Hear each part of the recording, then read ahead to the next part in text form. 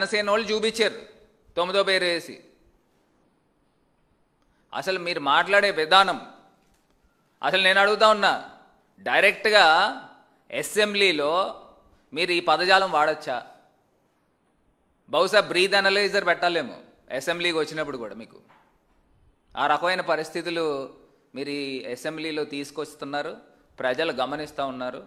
అది మర్చిపోవద్దు. జనరల్గా మీరు బాలకృష్ణ గారు మాట్లాడే మాటలు, ఇప్పుడు అసెంబ్లీలో మాట్లాడిన విధానం ఒకసారి మీరు కంపేర్ చేయండి. ఆ మాట తీరు ఏ రకంగా ఉందో ప్రజలకు అర్థమవుతుంది. ఇంకొకటి ప్రధానమైన ఇంకొక అంశము, రాష్ట్ర వ్యాప్తంగా సంక్షేమ పథకాలు మీరు హామీలు ఇచ్చి ఏ ఒక్క సంక్షేమ పథకం కూడా నిలబెట్టుకోకుండా సూపర్ 6 సూపర్ హిట్ అంట. దాని విజయోత్సవ సభలు, దాన్ని ఏమంటారంటే బలవంతపు విజయోత్సవ సభలు చేస్తూ ఉన్నారు. అసలు ఏం చేశారనండి? ఇవన్నిటిని ప్రశ్నిస్తూ ఉన్న సోషల్ మీడియా యాక్టివిస్టుల్ని అరెస్టులు చేస్తూ ఉన్నారు. నేను ఇవాళ చెప్తా ఉన్నాను, మాకున్న రికార్డ్స్ ప్రకారంగా ఈ ఏడాది కాలంలో నాకు తెలిసి 282 అక్రమ కేసులు, నేను కేవలం సోషల్ మీడియా గురించి మాట్లాడుతున్నా, 822 మంది పైన నోటీసులు ఇచ్చారు, 86 మందిని అరెస్టులు చేశారు. అంటే వాక్ స్వాతంత్రం లేదు. మీరు ప్రతిపక్షంలో ఉన్నప్పుడు మీరు మాట్లాడిన విధానం ఏ రకంగా ఉందనంటే, Ayyanna Patrudu speaker, assembly speaker ఏ రకంగా బూతులు, పచ్చి బూతులు మాట్లాడాడు. అంటే నేను మాల్లో ఉండి కూడా చెప్తా ఉన్నానంటే ఎంత ఆవేదనతో ఉన్నాం అనేది సరే ఆలోచన చేయండి. ప్రజలను ఆలోచన చేయమని కోరుతా ఉన్నా. దారుణాతి దారుణమైన మాటలు. ఇవాళ గుంటూరు ఆఫీస్లో సోషల్ మీడియా కార్యకర్త తారక్ ప్రతాప్ రెడ్డిని వాక్ స్వాతంత్రం హరించే విధంగా ఆయన పైన పెట్టిన కేసులు చూస్తే మీరు నవ్వుతారు కూడా. ఆయన పైన పెట్టిన కేసులు చూస్తే నేరాలు, దోపిడీలు, దొమ్మీలు, కిడ్నాపులు చేసిన వారిపైన పెట్టే కేసులు బిఎన్ఎస్ సెక్షన్స్ 196, 353, 111/3, 4, 5, 143R/61/2 ఇవి పెట్టిన కేసులు. నేను అడుగుతా ఉన్నా, దీనికి ఏంటంటే దొమ్మీలు, కిడ్నాపులు చేసిన వాళ్ళు, ఎక్స్టార్షన్ చేసిన వాళ్ళపైన పెట్టిన కేసులు, ఇవి అక్రమ కేసులు కాదండి? హైకోర్టు ముట్టుకేలేసింది.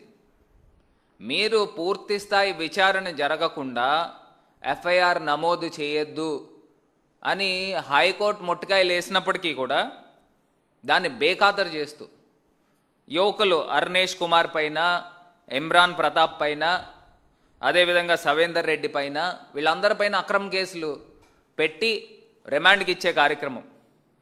ఇంత దారుణంగా అక్రమ అరెస్టులు చేస్తూ, అదేవిధంగా నెల్లూరు జిల్లాకు చెందిన ఇంకో సోషల్ మీడియా కార్యకర్త, అతనికి భరత్ చంద్ర అక్రమంగా అరెస్ట్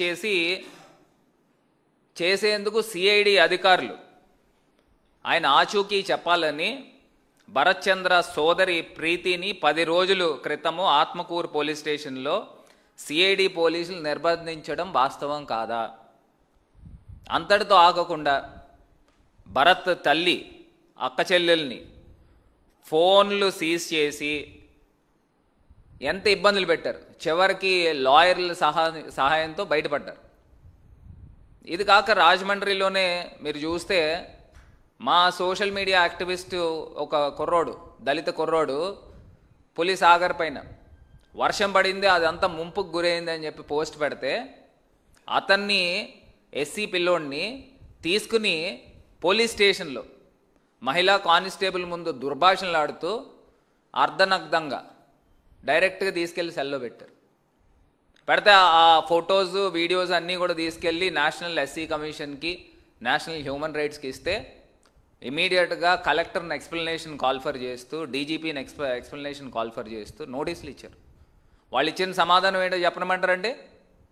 2 నెలల నుంచి సీసీ కెమెరాలు పోలీస్ స్టేషన్లో పనిచేయట్లేదు, దాని గురించి మేము సాక్ష్యాధారాలు అందించలేము అని ఇచ్చిన సమాధానం. ఈ కూటమి ప్రభుత్వంలో ఒక పోలీస్ స్టేషన్లో 2 నెలల నుంచి సీసీ కెమెరాలు పనిచేయట్లేదు. మరి మీరు ఎందుకున్నారండి పోలీస్ స్టేషన్లో? పోలీస్ స్టేషన్లో సీసీ కెమెరాలు పనిచేయవా? ఇంత దారుణమైన పొజిషన్స్లో ఉంటూ మరి ఇవాళ అక్రమ అరెస్టులు చేస్తూ వీళ్ళంతా కూడా రాక్షస ఆనందం పొందుతూ ఉన్నారు.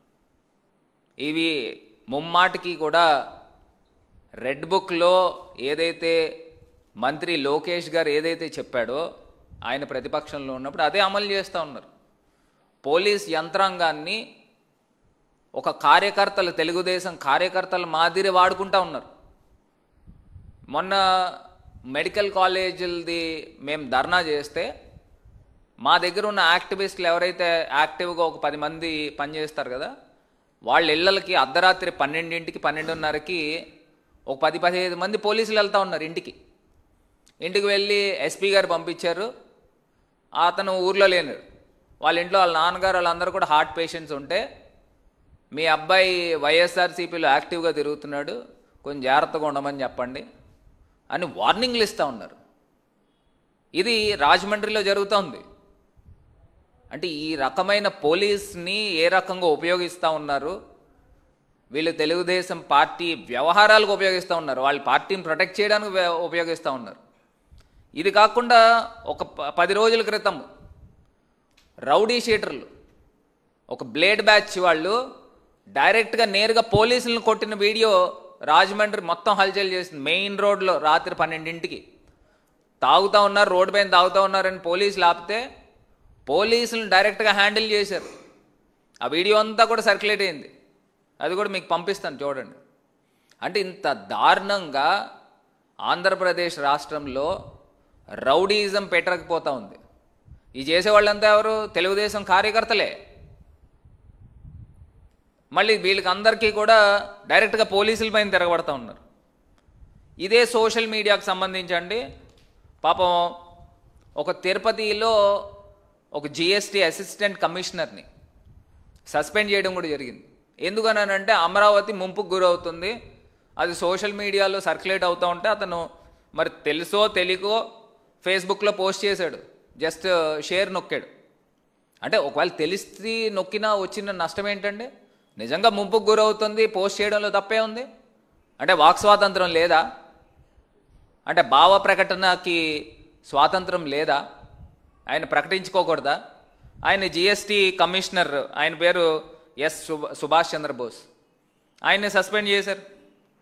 అంటే ఈ తరహాలో చంద్రబాబు గారు నేతృత్వంలో ఉన్న కూటమి ప్రభుత్వం పనిచేస్తూ ఉంది.